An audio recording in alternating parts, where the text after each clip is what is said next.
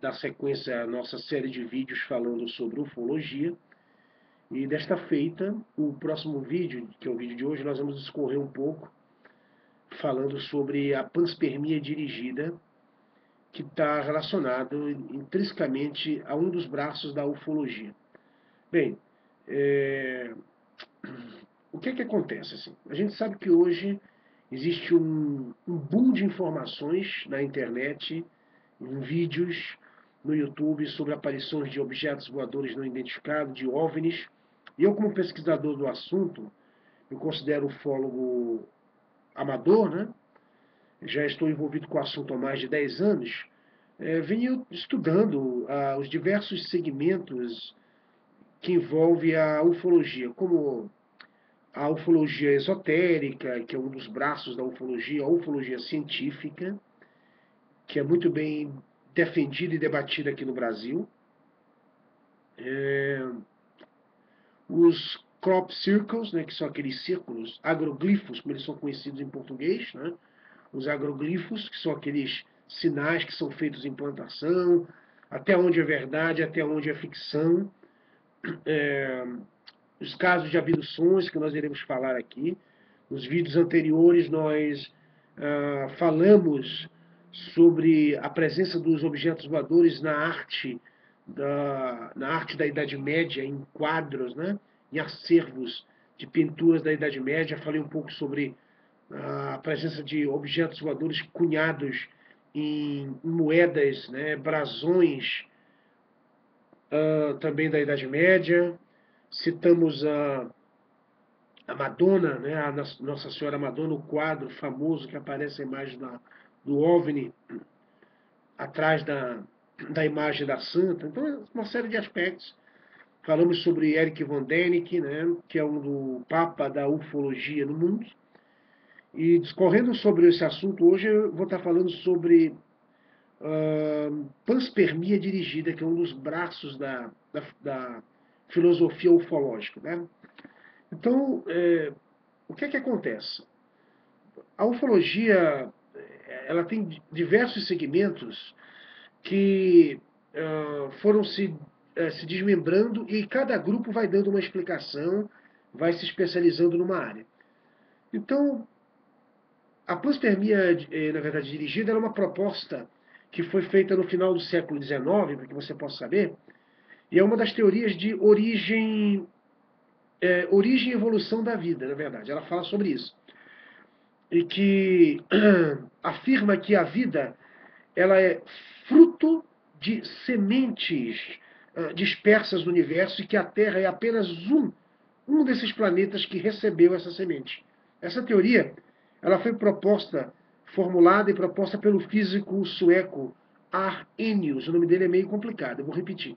Arrhenius, né, no século XIX, em que ele diz que a Terra foi um dos locais, um dos planetas, né, que sofreu uma inseminação de organismos extraterrestres, ou seja, fora do planeta Terra, provenientes do espaço. Então,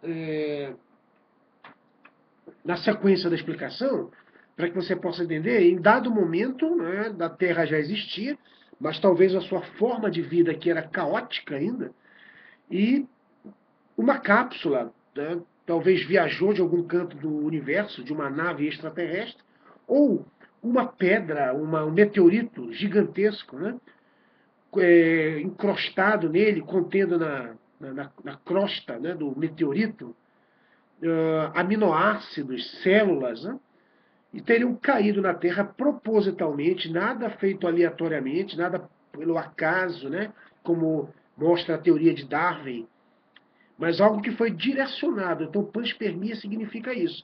Algo que vem direcionado, ou seja, a panspermia ela foi dirigida. Ela veio com propósito. Então, um meteoro deve ter caído na Terra, ou algo parecido.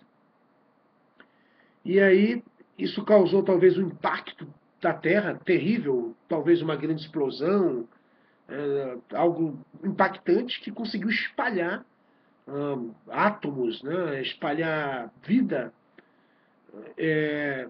por todo o continente, por todos os continentes, por toda a Terra. Né? Planeta que estaria em fase de formação e era caótico ainda. Interessante que quando a gente pega uma teoria dessa da panspermia dirigida, e eu como teólogo poderia pegar um gancho e traçar um paralelo com as escrituras, com a Bíblia. E numa das passagens do Novo Testamento, Jesus Cristo diz que viu Satanás, né, cair do céu como um relâmpago, né, na terra, causando isso um impacto muito grande. Se você for pegar a palavra Satanás, ela significa o acusador, né, o inimigo, o arquirrival de Deus. Só que quando a gente vai analisar o Satanás, esse ser, esse personagem,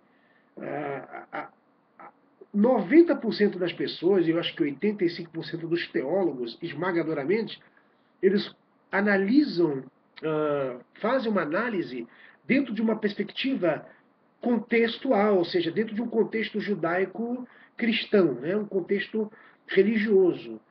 E aí eles aparecem com aquela, né, cena do Satã, né, de chifre, etc, etc, mas que, na verdade, pode não ter sido assim.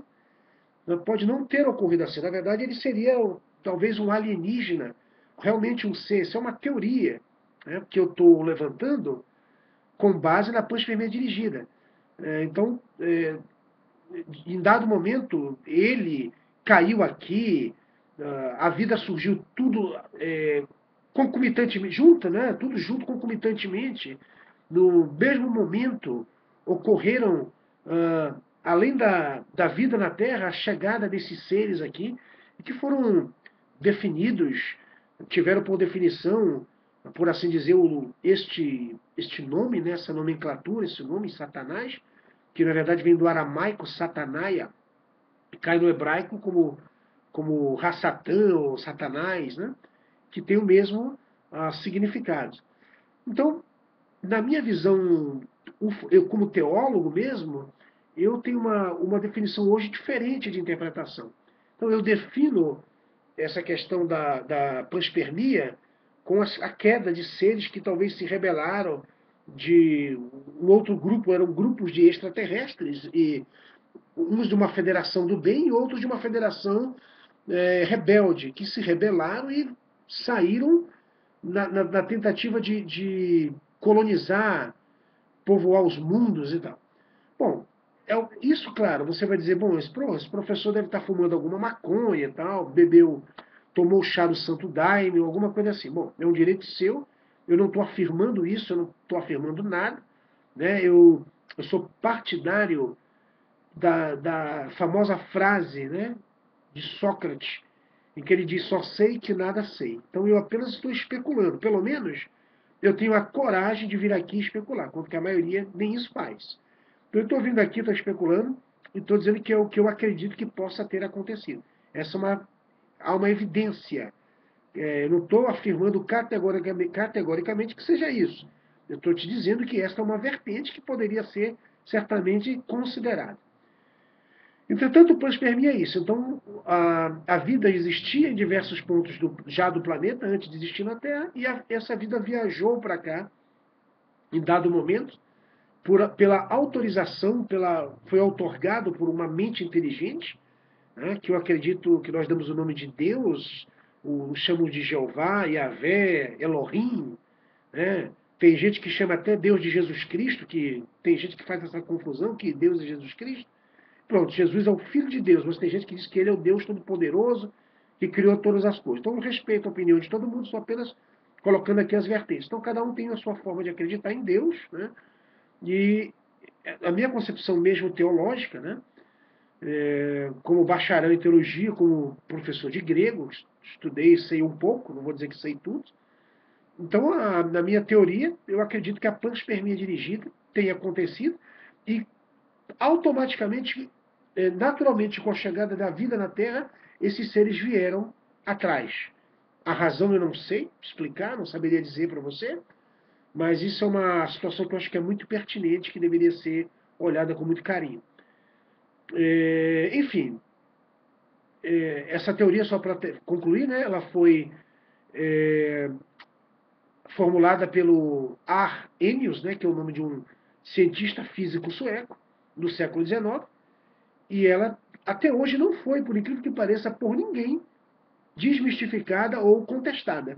Isso é incrível. Ou seja, então é uma aceitação muito grande, até mesmo no meio acadêmico, né, entre os cientistas de Harvard, os cientistas das grandes universidades, como Cambridge. Há muitos que acreditam nessa possibilidade, que a vida teria viajado em aminoácidos que estavam presos, né, a meteoritos, né, acoplados a meteoritos, e a vida, ou até como o cientista da Universidade Hebraica, Eliyahu Rips, que acredita que a vida teria viajado, na verdade, numa cápsula. Ele, segundo diz ele, a própria Torá, que é o chamado Velho Testamento, ela estaria decodificada, né, totalmente decodificada, no chamado Códigos da Bíblia, ou Códigos da Torá, decodificada, contando a história desses extraterrestres, desse extraterrestre que teria criado o planeta Terra. Então, isso é uma teoria da Universidade Hebraica de Israel. E segundo alguns teóricos, né, e segundo alguns cientistas, não seria, na realidade, uma teoria, mas seria um fato verídico, contado pelo professor de Física e Matemática da Universidade Hebraica de Israel, cito de novo o nome dele aqui, o Eliyahu Rips, que teve seus livros publicados, na época, através do Michael Drosnin, que era um grande repórter da CNN naquela época. Então, os códigos foram mostrados até uma vez no Fantástico, nos anos 80, finais dos anos 80 para início dos anos 90, e o livro foi um best-seller, assim como foi o Código da Vinci, foi bastante vendido uma época. Então, até cito como referência para que vocês possam procurar os códigos da Bíblia nas livrarias aí, ou comprar pela internet, que é muito interessante, né? Onde narra a decodificação da Torá, né, que é o livro dos judeus, o equivalente ao que nós chamamos de Velho Testamento, a lei, e que fala que a vida teria viajado numa cápsula, que naves extraterrestres teriam trazido a vida para cá.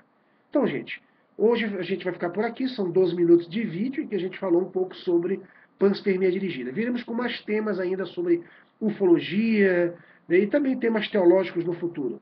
Bom, um abraço a todos e fiquem com Deus.